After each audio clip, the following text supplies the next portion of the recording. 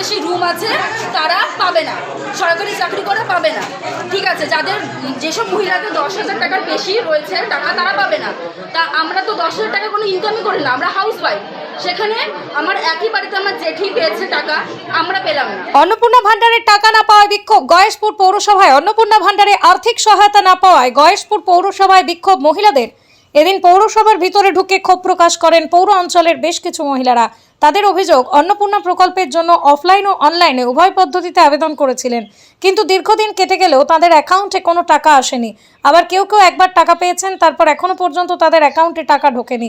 এই প্রকল্পের সুবিধা থেকে অনেকেই বঞ্চিত। এরকম বেশ কিছু প্রশ্নের উত্তর জানতে এদিন তারা পৌরসভায় আসেন।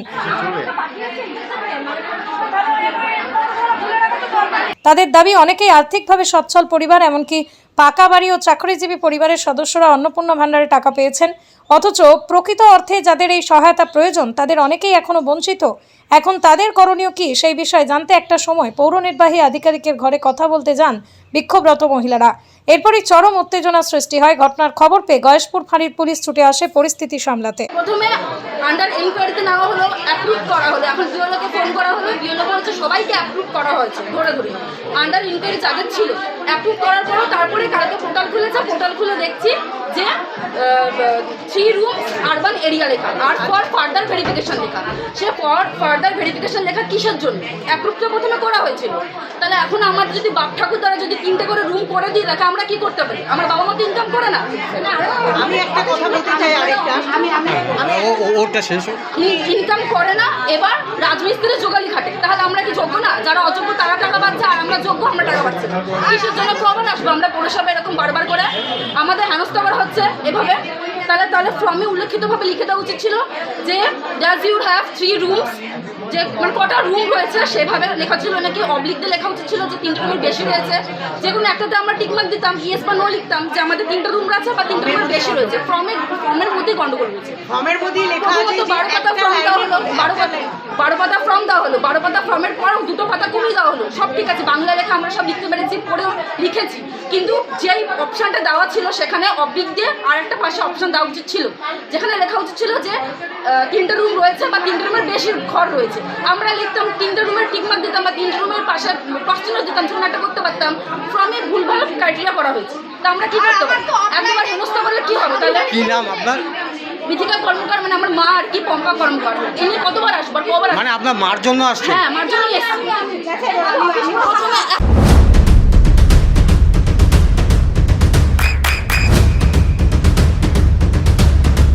বৃষ্টিতেই স্বস্তি। বৃষ্টি অ্যাকোয়া, বিশুদ্ধ পানীয় জল। আর আমার হাজবেন্ড আমার গত মাসে 20 তারিখে এসে এইখানেই জিজ্ঞেস করে গেছে যে আমার ফর্মটা অ্যাপ্রুভ হয়েছে।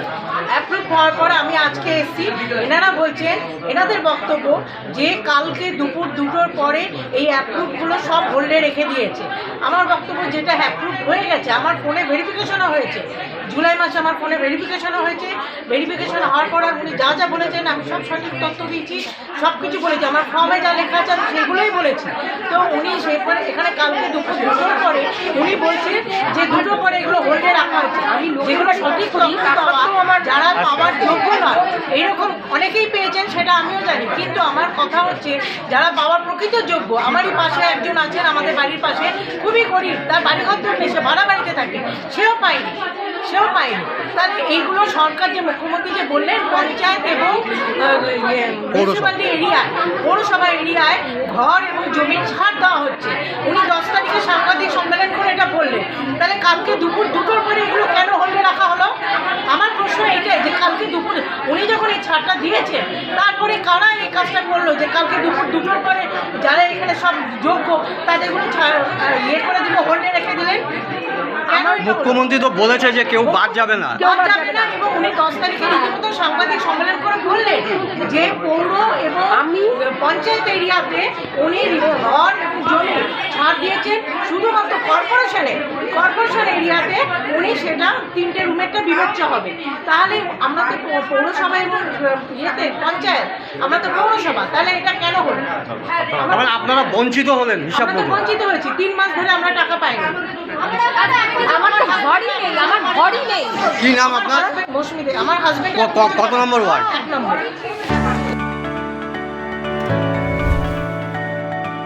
চোখের যত্নে এখন আরও আধুনিক এক ঠিকানা, স্বদেশ আই হসপিটাল, চাকদহ। চোখের বিস্তারিত পরীক্ষার জন্য রয়েছে উন্নত জাইস ডায়াগনস্টিক প্রযুক্তি। নির্ভুল পরীক্ষার জন্য রয়েছে আধুনিক ব্যবস্থা, পরীক্ষা থেকে চিকিৎসা ও উন্নত পরিকাঠামো। আপনার দৃষ্টির যত্নে স্বদেশ আই হসপিটাল। আপনার সন্তানের উজ্জ্বল ভবিষ্যতের সঠিক দিশা JRS public school. JRS public school, যেখানে শিক্ষা এবং আনন্দ একসাথে। JRS public school has an excellent team of teachers for the holistic development of your child. আপনার সন্তানের উজ্জ্বল ভবিষ্যতের একমাত্র ঠিকানা জেআরএস পাবলিক স্কুল। আপনি কোথায় ইনভেস্ট করবেন, কেন করবেন, বুঝতে পারছেন না তো? সঠিক গাইডলাইন পেতে আজই আসুন নদিয়ার চাকদাতে নিবেদিতা প্রাইভেট লিমিটেডে।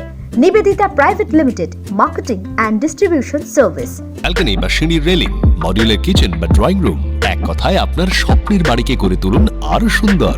Chakdah ply centre, gorgeous look বা কোয়ালিটি সবে 3 number 1 Chakdah ply centre. Chakdah ply centre, KBM, Chakdah, Nadia. হোমওয়ার্কটা করেছো? হ্যাঁ স্যার। এ বাবা, ভুল করেছো কেন? চোখে কেমন ঝাপসা দেখছি, লিখতে আর পড়তে খুব সমস্যা হচ্ছে। চাকদার মডার্ন অপটিক্স থেকে ভালো চোখের ডাক্তার দেখিয়ে নাও। প্রতিদিন প্রকৃত চোখের ডাক্তার ও দৃষ্টি বিশেষজ্ঞ মডার্ন অপটিক্স, চাকদহে। চাকদা অ্যালুমিনিয়াম সেন্টার, প্লাই, কাঁচ, laminates, kitchen fittings, door lock, window ও অ্যালুমিনিয়ামের খুচরো ও পাইকারি বিক্রেতা। Chakdah aluminium centre, Purbalalpur 50 number রেলগেটের পাশে, চাকদা, নদিয়া। নদিয়া জেলার সবথেকে বড় বিল্ডার্স চাকদার মা মনসা বিল্ডার্স, রড ও সিমেন্টের পাইকারি ও খুচরো বিক্রেতা। মা মনসা বিল্ডার্স, পদ্মবিলা, চাকদা, নদিয়া। রুম রে মাত্র 1500 টাকা থেকে স্টার, খাওয়া দাওয়া রিজনেবল প্রাইস। নদিয়ার একমাত্র 3 স্টার ক্যাটাগরি হোটেল এনবি সোনার বাংলা হোটেল, কল্যাণী এইমসের ঠিক উল্টো দিকে, কল্যাণী, নদিয়া।